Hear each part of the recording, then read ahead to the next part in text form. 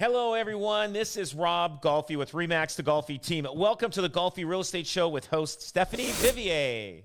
Well, hello, Rob. It's just the two of us today. We've really enjoyed our conversations with Heather, but I'm excited to chat with you. How are you? Good, thanks.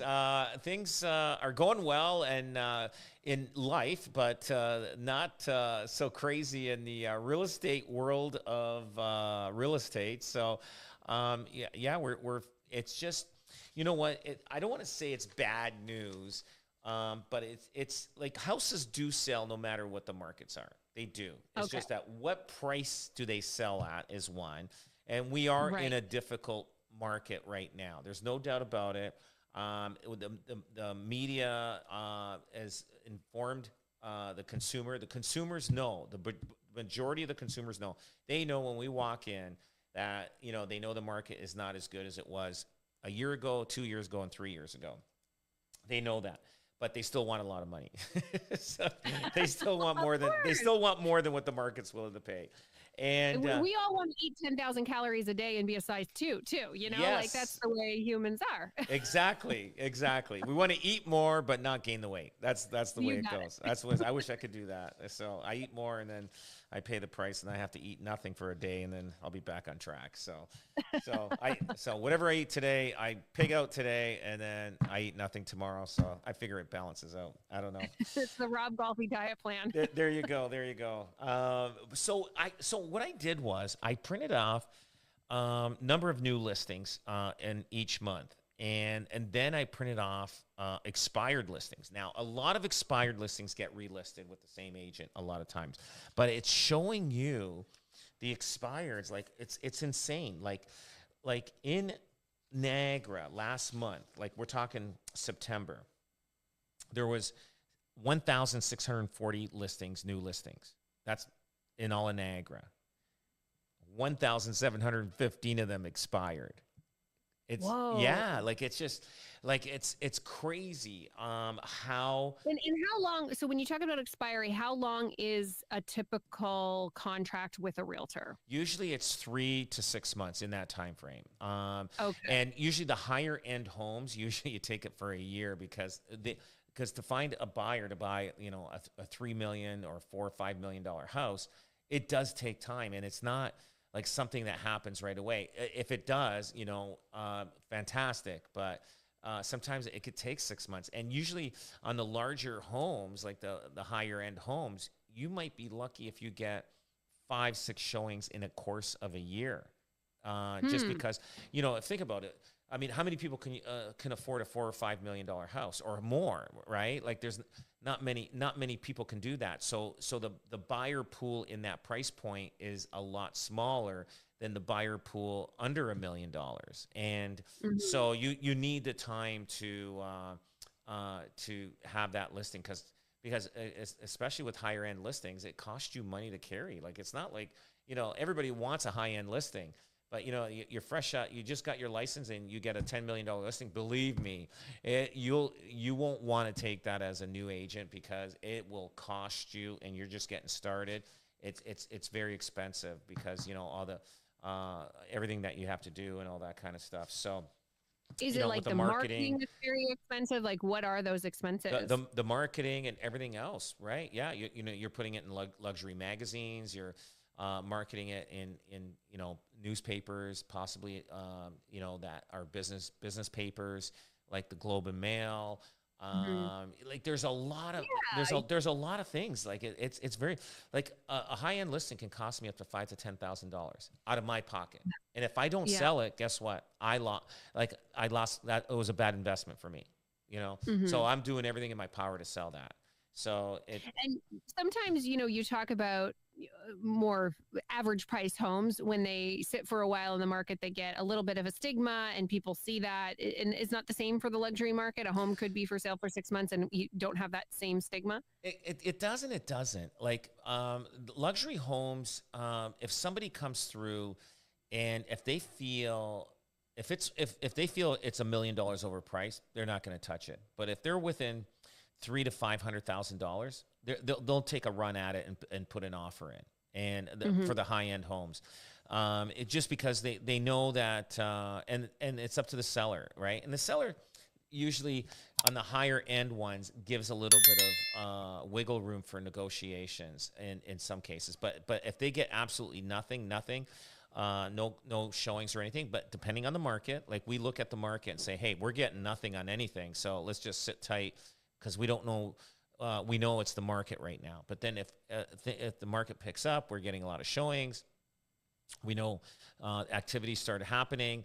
Then we say, hey, listen, activity is happening in all different price points. I think it's time for us to do an adjustment on price. And I was just taking a look at some stuff in Niagara. I think I went 3 million or more, or 2 million or more. And there were some nice, beautiful properties that sold. One in Wainfleet on the water. In Niagara-on-the-Lake, there was one that sold for, I think, 4.2 million. Beautiful property. And that one was for sale for years. That took, I think, 3 years to sell. See what I'm saying? And Okay. it takes time to find that $4 million buyer. And so some guy, has been looking, and it just all of a sudden wakes up one morning. He's probably from Toronto. He probably bought a winery, and now he wants to live in Niagara, and he sees this beautiful $4 million house. That's why he's just a new buyer in the market and sees the house, and he's the right guy for that.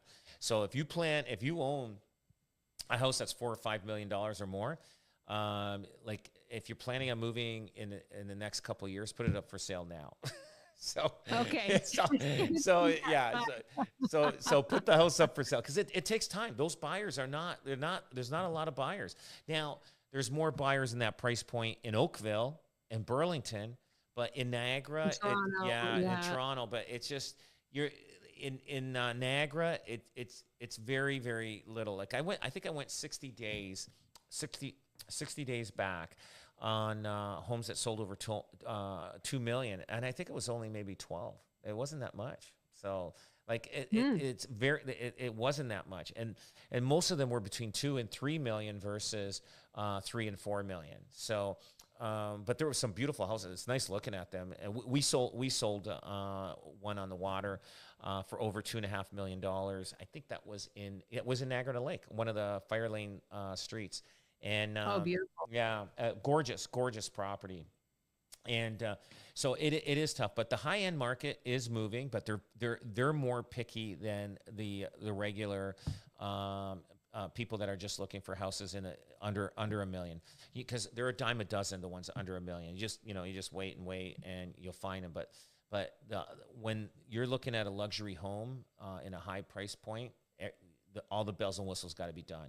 All of them, unless you got a superb property that they can handle the updates, to do the updates and everything. Just like I'll tell you personally, a lot of wealthy people that buy these luxury homes, a lot of times they don't make money on them because it costs a lot of money to maintain. Putting a roof on can cost you $100,000 or more, like shingles, and doing any kind of work can cost. And if you want to redo your landscaping or do anything, it is expensive, and the return on investment is not as good. You can buy 5 houses that are all $800,000. Okay, in 10 years you almost double it. But you buy a $4 million house. I think, is it 5 times 8 4 million? You buy a $4 million house in 10 years. Yeah, it might be worth a couple $1 million more, but you probably got $1 million into it in renovation. So you got a capital gains of $1 million, but the other properties you would have made a lot more on that. But again, if it's personal residence, it's tax free. So if you got the money to buy a $4, $5, or $10 million house, you've got the money to hang on to it, whatever it sells for down the road.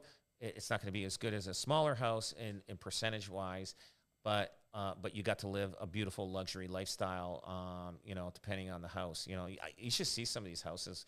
Oh, I We go, love to oh, look. I'm telling you, Rob, I go on and open up your magazine when it comes in and check out all the houses, go on the realtor website and like to check them out. I also look at the property tax. That's another part of the expense of these things, right? That oh, they're paying oh a yeah, huge number. yeah, oh yeah. A friend of mine, he bought a ranch in, I can't remember what area, but he's posting stuff all the time. He bought horses, and it was just, I can't remember how many acres, if it's 360 acres of land, like beautiful. Like you should see the horses, the thing. He bought it off a billionaire, and he got such a super deal on this, right? So the billionaire lost money on this, but you know what? He Mhm. doesn't care. He's making money all the time, whatever he's got. But so he picked up things. So now it was supposed to be a retreat for doing coaching and stuff for real estate agents and stuff like that. But now there's been a demand. People want to do ride his horses on riding trails. So he's made a riding trail. Oh. So he's opened up a different business. But when I look at his pictures, the scenery, like it's something you would see in what do you call it? Like better than cowboy movies. What's that one that with Kevin Costner was in? Oh, Yellowstone. Yellowstone. I'm telling you, Yeah. this is so Yeah. beautiful, and Oh, it's like Yellowstone. Like the barns where the horses are incredibly so beautiful and clean and everything. So he really did very well on the purchase of that ranch, and now he's just enjoying it and everything. He literally to take care of that ranch. It cost him. I think it said it cost him like $75,000 a year, like just wow. to take Just care of the it, upkeep. just the upkeep, Holy. to hire some people to take care of it and Yep. manage and everything like that. So, but it's not cheap, but back to these expired listings. Yeah. It's And so you happening a were lot. It's mentioning, happening a lot. yeah, so kind of give us a picture of like, that was an extreme number that you gave. Like how does that compare to sort of your I guess average time as you've been doing real estate over the last many years? Like is this an exceptional time? Like how exceptional is that number? This number it's really high, and like the market was better last year and it was better the year before that, and it's just slowly has declined, and I get it. A lot of these listings are expiring just because of the fact the market is not accepting the price that that the sellers want, and we go through it all the time. We go through, and some of them can't afford to even drop their price because they probably bought in 2021 and their house is worth the same or less, and it just depends if they were in competition when they bought.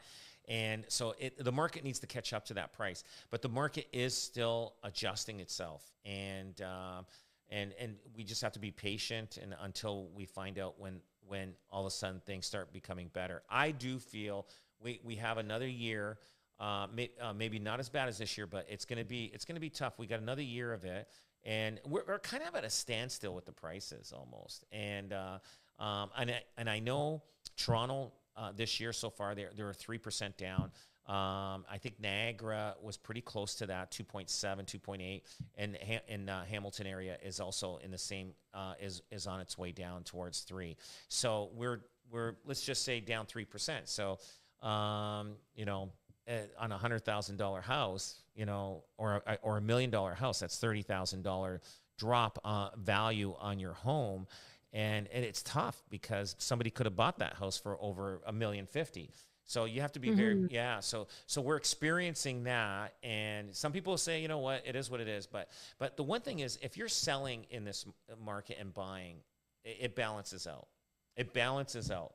But if you bought and you overpaid quite a bit of it, like in the high market, and then selling, you are going to lose equity unless you stay there until it builds back up. And it could take 5-10 years, and some people can't wait that long. Maybe the house is too big, too small. People have bad backs, bad knees. They need something smaller. People are moving to retirement homes. It is tough, and they have to accept it. And I remember when I was selling my parents' house, I said, it was in 2021. I said, we got to do this now. We got to do this now. And I didn't expect 2022, the first quarter, to be as good as it did, but I knew that there was a time frame we had to do it then, and my parents did well on the sale of their house. And it is. And they moved to with my sister in their home. So they did very well. They sold at a high market, which was great for them. Yeah, and they didn't have to buy back in. Can't time the market, though. You always tell us that, Rob. That's right. You can't time it.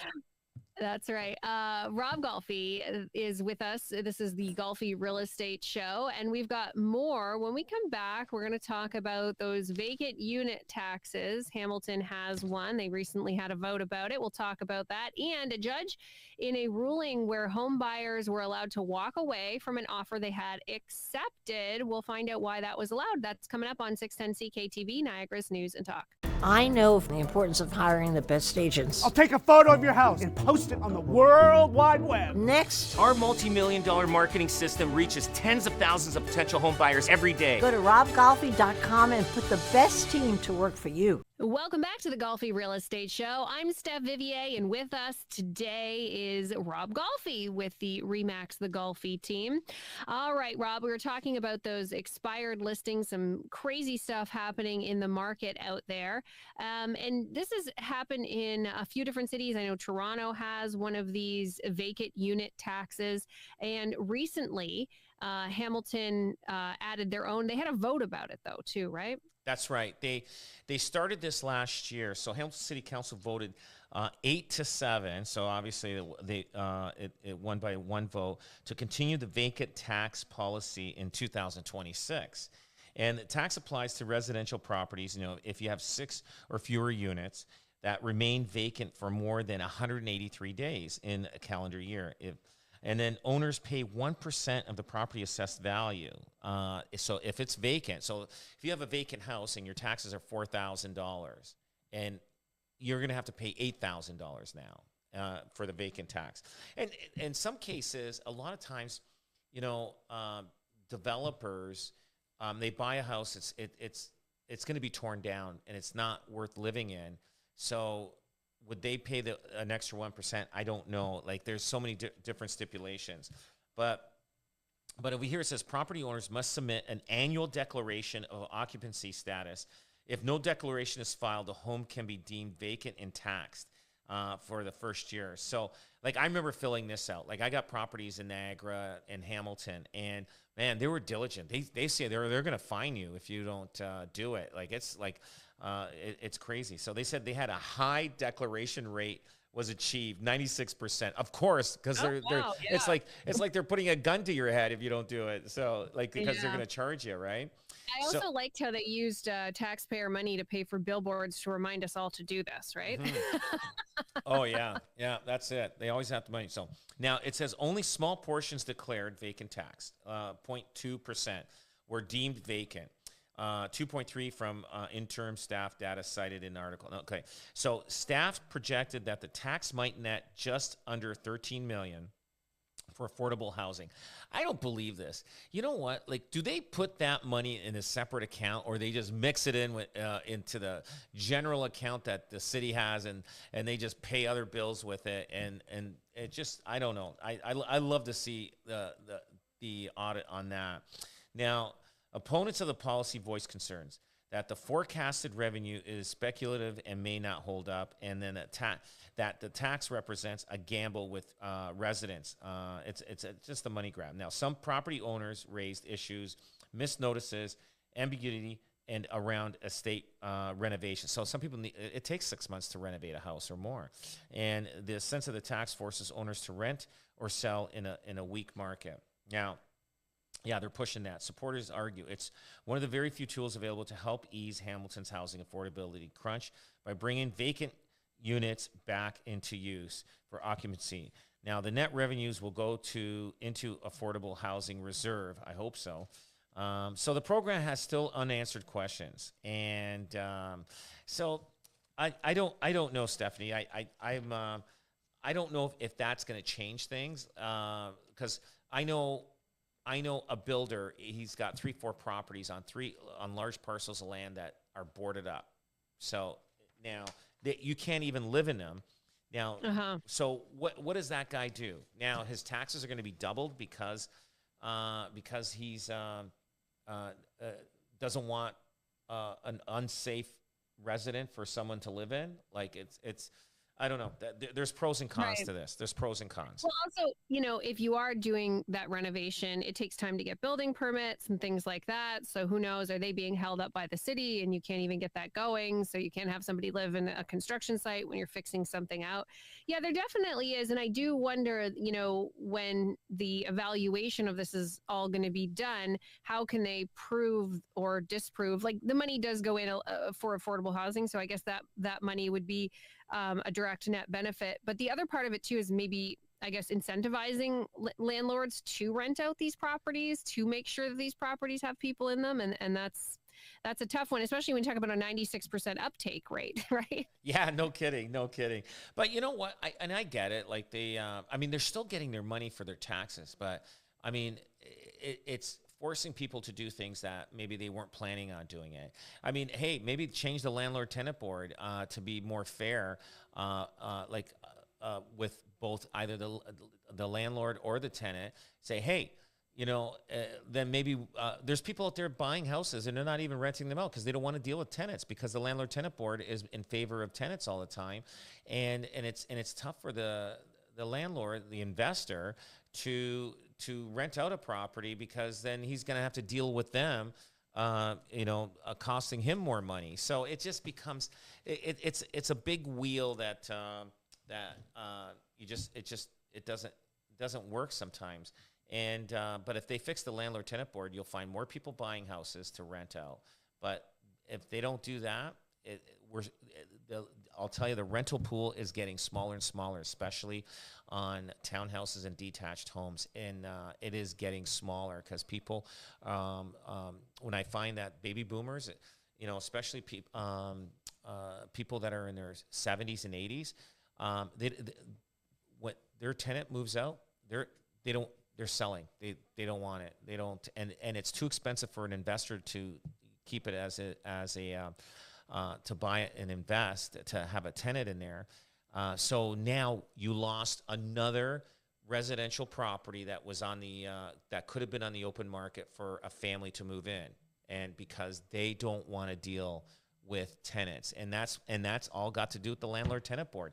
Like they're trying to increase housing, but they're really hurting it. And they just, right. You know what I mean? Like, do you understand what I'm saying? Like a lot of people are getting out of it. It's all going to have to be governmental housing essentially, right? Because it's like an average person doesn't want to take on the risks that are associated with owning a property and then having somebody, barricade themselves in and not pay you rent and then have no recourse when you're trying to recoup your losses. It is so hard right now to buy a detached home or townhouse, and even putting 20% down and renting it out to have it cover itself. It just doesn't work. So you're not going to get investors buying them. They're not going to be buying them to rent out. So as each year goes by, in the next 10, 15 years, a family, a couple, they have 2-3 kids, they're going to end up raising their kids in an apartment building or a condo. They're not going to be able to have, because one, housing's too expensive, and two, there's not, so for them to buy, so they want to rent. So, but there's not enough rental properties for rent. So now they have to go to the apartment building. So you're going to see a lot of kids playing stick hockey in the hallways of condo buildings and apartment buildings. They're going to be playing stick hockey in the hallways. So, I mean, but they don't see that. I don't understand. They don't see that. And they need to fix that. Yeah, it's a tough one. I think, Hamilton really took this. Toronto did the same thing. I wonder if you'll see any of the cities or towns in Niagara take up and take this on, because we're all dealing with the same affordable housing issues. Yeah. I think Niagara, I think the City Hall there, I think they're more in tuned with the residents. You know what I mean? Like, I think, Mhm. you know what I mean? Like, I don't know. I feel like the smaller communities, they listen more. I think they're more, I don't know, like these big cities and things, like they just, because they're so far deep in debt. And I'm sure, you know, Niagara Falls, St. Catharines, well, and I'm sure, you know, they have debt issues and they need to generate more money. But Toronto's been in trouble financially forever. Like they've been in trouble. Now Hamilton, they got their problems, and they need to generate money somehow, and they'll keep, you know, trying to grab, and eventually, but this is gonna kill the rental housing market in 10 to 15 years from now. It's gonna be so hard, and whoever has a house that they're renting, they're going to be like, wow, you know, they're special, you know, how'd you get that? Like, you know, and they'll never move. They will never move out of there because they know they won't be able to find another rental. And that's what's going to happen in the future. All right. You are listening to the Golfi Real Estate Show. We're talking to Rob Golfi today. All right, Rob, let's talk about a recent court case. This one went all the way to the Ontario Superior Court, and it had to do with a real estate deal, and lessons here for both the home buyers and the sellers. Tell us about this case. What happened? So a recent Ontario Superior Court case offers a key lesson for both home buyers and sellers. Now, I understand what happened here. Now, until both parties sign the exact same version of an agreement, there is no binding contract. So, you know how when you're doing an agreement of purchase and sale, if you do a change, the seller initials it, and so does the buyer at the same initial change, right? Mm-hmm. So yeah, we all have to initial. Lots of initialing. Exactly. So this case in Kitchener, the buyers made an unconditional offer to purchase a home, and the sellers accepted the offer, right? Boom, cash offer. Here's our offer. Now, but I'll tell you who's at fault here.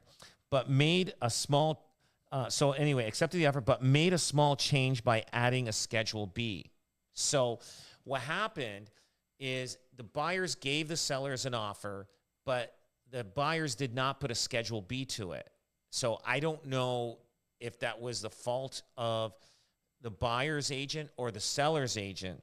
So the seller's agent, so the terms, key holder detail. Okay, now the small addition changed everything. So basically on the offer on the first page, it would say schedule. So you got Schedule A, and then they wanted to add a Schedule B. So the sellers accepted it, right? They accepted it. And the buyers, and then the seller's agent says, hey, we need a Schedule B. We accepted it, but I just added a Schedule B here. I just need an initial. So he changed the offer. So the next morning, they wake up and said, here's the thing that we have to fix, and here's the offer. And then the buyers say, no, you know what? We kind of changed our mind. We don't want this house. So, okay. Yeah, that little change did that. So the buyers, you know, walked away, didn't pay, and they had to give a $50,000 deposit. So they didn't give the $50,000 deposit. So the sellers end up reselling, had to put this thing, you know, keep it on the market, and they ended up selling it for $25,000 less. So the sellers tried to sue the buyers, and the buyers won. The judge went after the buyers because the contract wasn't right. So I don't know. Like, I'll tell you, I don't know. There was a mistake there, and I think it was the agent. The agent that night, the seller agent, should have had that Schedule B. And people want to know what a Schedule B is. I've got a Schedule B here now. I'll go through it briefly. A lot of it says, you know, the parties to this agreement acknowledge and agree that the deposit holder is the real estate company that got the listing, okay? Now, for the purpose of this agreement, here's another one. The terms banking days or business days shall mean 11:59 p.m. on the calendar day other than Saturdays, Sundays, and statutory holidays. So Schedule B is trying to define that, saying, hey, banking day is Monday to Friday, excluding holidays and weekends. Now, then over here it says another piece of the Schedule B is in accordance with the Federal Privacy and specified by the Real Estate and Business Brokers Act. buyers and sellers agree to allow the listing brokerage in this transaction, let's say REMAX, the Golfi team, to use stats information, including but not limited. So basically, in there, sometimes people take it out or they just leave it. It just says that, hey, you know how sometimes we say, hey, we sold a house on so-and-so street. It's saying to the buyers that we still may, we're going to advertise it saying we sold it. Now, other things, and it outlines the deposit. It goes into a trust account, and if it earns X amount of dollars, you just have to give us your social insurance number and everything, and then we can pay you the interest on the deposit. Now, another one here, it says, the seller and buyer acknowledge that all measurements, square footage, building conditions, and information provided by the Golfi team and the cooperating broker in the MLS listing and any other marketing materials is from sources deemed reliable. However, they may be provided for information purposes only. So we're saying, hey, listen, be careful. If you want to measure a room, like if we say the room's 10 by 12, it's probably 10 by 12. Maybe it's off a little bit, but you should measure yourself. And I know we're running out of time. We can finish reading this after the next break. Yeah, I have lots of questions about that, Rob, for sure. We're talking Schedule Bs. Maybe that doesn't sound very interesting to you, but devils are in the details when it comes to making the best real estate deal for you and your family. And the Golfi team always has their eye on the details. Rob Golfi is with us here on the Golfi Real Estate Show.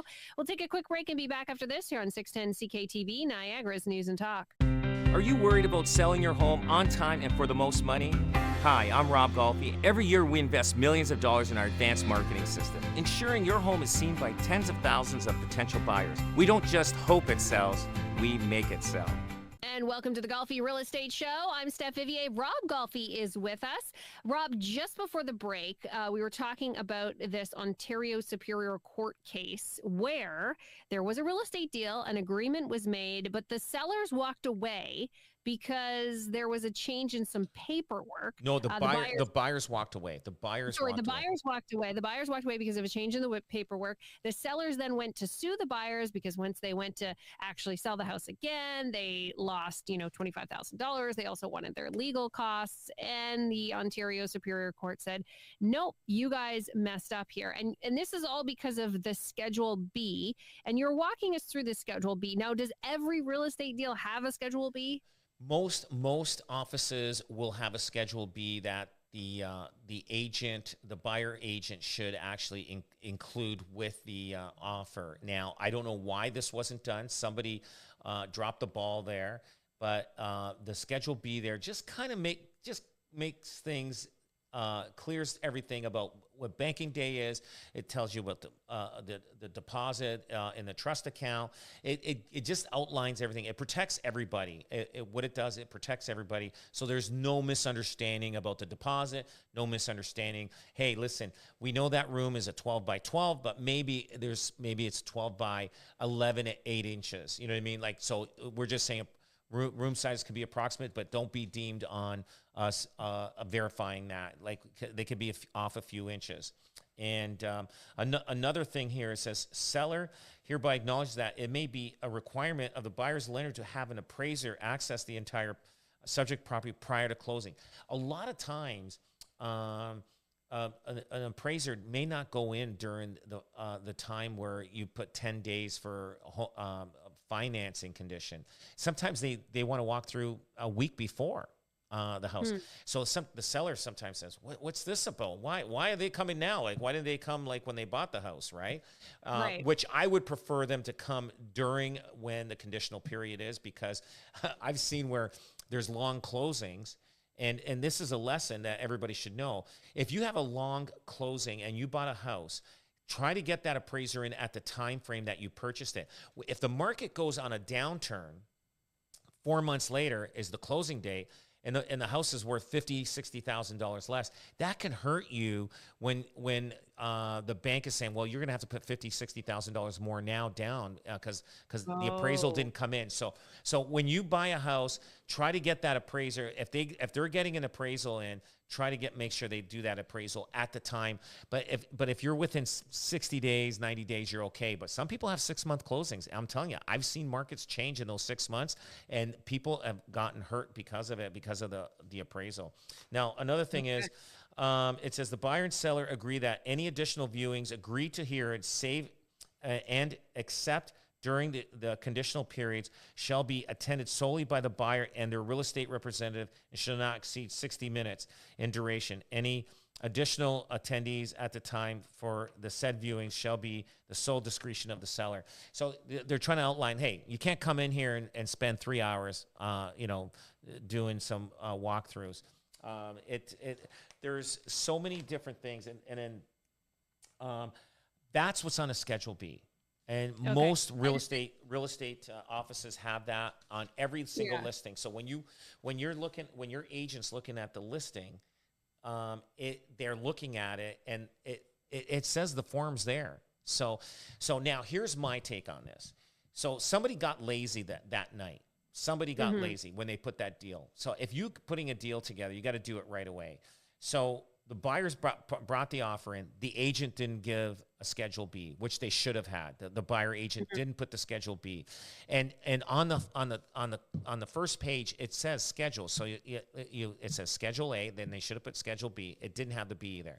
So when the seller got it, he realized there's no Schedule B. So the next morning, he sends them an email saying, "Hey, there's no Schedule B." So we put the Schedule B in and added it in. They initialed it. The sellers did, but the buyers said, "No, we changed our mind." So they actually hurt the offer. They hurt it. So that offer is not an offer now anymore. So now the buyers have the choice to accept a Schedule B with it or walk away. So they walked away. So really, the sellers should go after their agent and sue their agent on this, not the buyers. The buyers, hey, listen, everything we did was right, legal and everything. The agent, somebody dropped the ball and should have had this done that night and discussed that night. And who knows what happened, but that Schedule B. But here's the thing, really, if, a good agent would have said, you know what, we can get away with this Schedule B. We can, to a certain degree, because it's just outlining it. So he should have just accepted the offer and not change it and accept it. And I'll tell you that those buyers would have had to buy it. But because they changed it, they could have done it. That Schedule B just gives an outline of things. So he should have been careful on dealing with it. He should have talked to the other people first and said, are your people still good? Are they going to sign? But don't touch that offer. I'm telling you, do not touch that offer. You got a firm deal in your hands, especially, when the market, it depends on what the market is at the time. You got to be very, very careful. Yeah, a really interesting one. And like I said, it's detailed, but it really can come to those details that can cost you, or, in this case, $25,000 for these people, and a whole lot of headaches trying to take it all to court too. Oh, and they lost. The sellers lost. And I don't know. I guarantee it. The relationship between the agent and the seller's agent and the sellers, I guarantee it's not there. There's Oh, of course. Yeah. And the crazy thing about it is, I know you have a lot of repeat clients. Some people, they'll only do a couple of real estate transactions in a lifetime, right? So you really do have to be careful about who you've got on your team for these big decisions. Oh, absolutely. All right. We talked about the when the listings expire, so that listings are sitting for longer and longer. And so you also mentioned during that conversation, Rob, just that people still want a lot of money, which is human nature. Of course, we want a lot of money, right? But some are waiting too long, right? And even maybe getting offers and not accepting them. What happens when you wait too long? So here's the thing. So we find a lot of people, when they call us, they should have had their house up for sale 6 months prior.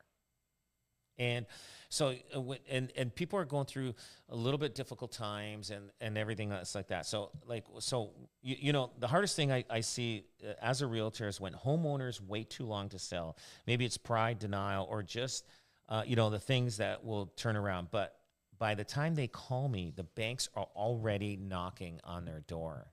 You know what I mean? So they've, you know, and I get it. They want, they're trying to hang in there. They're trying to figure a way, but it gets to a point where it's too late. And so we get there, and we try to tell them, say, listen, if you need this house sold, here's the right price to get your house sold within 30 days, and it'll, you know, you'll still have some equity to once you sell, you have some money, and the banks will be off your back, and you won't go into power of sale or anything like that.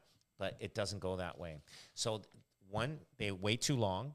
Then two, they want too much. The market doesn't warrant it. And then three, we end up getting a letter from the bank say, hey, sorry,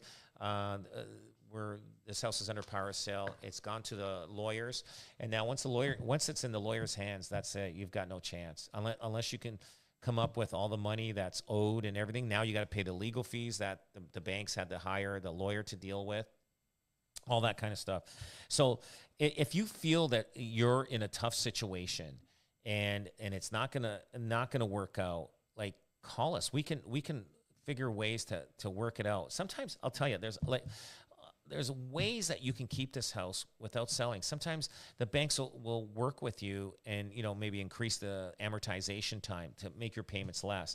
But don't wait till the last minute and say, you know what? We got the first letter from the bank. They're already 3 months behind on their mortgage, and you don't have time. You do not have time.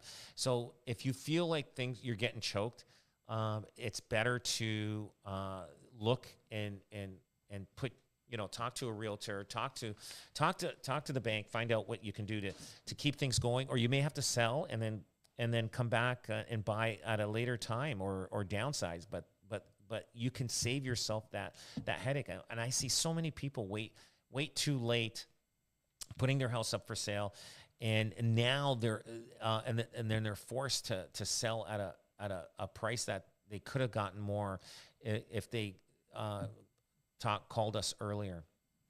Right. And so what are the red flags, Rob? You know, you're saying, like, if someone knows, and it's sometimes these things are so emotional that you really need someone to kind of, you know, spell all those things out for you. So we know next year, 2026, is going to be a big year for people for mortgage renewals, because people in 2021 was a record year of sales. So that if they signed up for a 5-year mortgage, that 5-year mortgage is coming up in 2026. Yeah. So we know that their mortgage payment is going to change. And so that mortgage payment can change to $500 more a month. So let us know and we can work things out. Like, you can get a mortgage now at 4%, and they probably have a mortgage at 1.5%. So that difference, depending how big their mortgage is, can really hurt them financially. Like if people that are working and they only, you know, they got maybe 2 incomes in the house and they're only earning so much money, and an extra $400 out of their pocket a month changes their life. It could change maybe their kids' sports. They can't do their kids' sports. There's a lot of things they can't do. So, it's better to work out the numbers, work out what the interest rates are going to be. So right now they're 4%, and chances are it'll probably be there 3.5% to 4% that you're going to be able to get a mortgage next year on your renewal. Now work out what that would be, and a chance you've taken 5 years off your mortgage. See what a 25-year or 30-year mortgage amortization would be, so that you can stay there. But people are going to start downsizing or downsizing or upsizing, because people aren't moving right now, because the penalty to move before your mortgage renewal it's going to be heavy, because you know, the banks are saying, hey, you know, we want you're at 1.5. Actually, they want, it's cheaper right now to actually cancel your mortgage, because it's cheap, because the banks make more money at 4%. But the thing is, work out the numbers now. Like if you know your mortgage renewal is coming up within 6 months to a year, work it out. Say, hey, yeah, we can handle this, or we need to adjust our amortization, or maybe we should downsize. It just depends. But do it now. Don't do it. Don't do it 2 months when you're so deep into problems. Do it now and work it out, and have a talk. Like sometimes it's hard. Like people, they'll have a baby, and for that 1 year, they accumulate a lot of debt because they're on maternity. One of the partners are on maternity leave, and the other one's working. So their income, changes dramatically because you're only allowed to get so much money on maternity leave, right? So Yeah. just look ahead. That's all I say is look ahead, and see what you can handle, what you can't handle, and see what the numbers, what the mortgage is going to be, and all that kind of stuff. And you'll be safe. You'll be able to keep your house. You'll be able to, but talk to somebody. Don't just put it under the, slide it all under the bed and hide it, and then all of a sudden wake up one day and you got letters coming in from the bank. Yeah, it's not going to go away. All right. One thing you can do to save yourself cash if you are buying a home is to buy or sell with your team, the Rob Golfi team. You guys have this incredible home warranty. I know you recently introduced, I think, just last month. How are things going? Great. Yeah. We've got, we just had one this morning that their dryer wasn't working. So we got a repairman going there and to fix it. They're scheduled to go next week to fix it.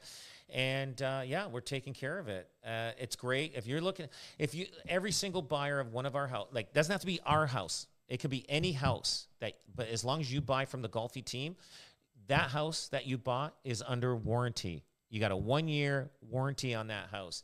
And, but yeah, give us a call if you want information on it. We're at all our open houses. We're giving out brochures on that. So, but yeah, check it out. Any house. It doesn't have to be our listing. It doesn't have to be our house.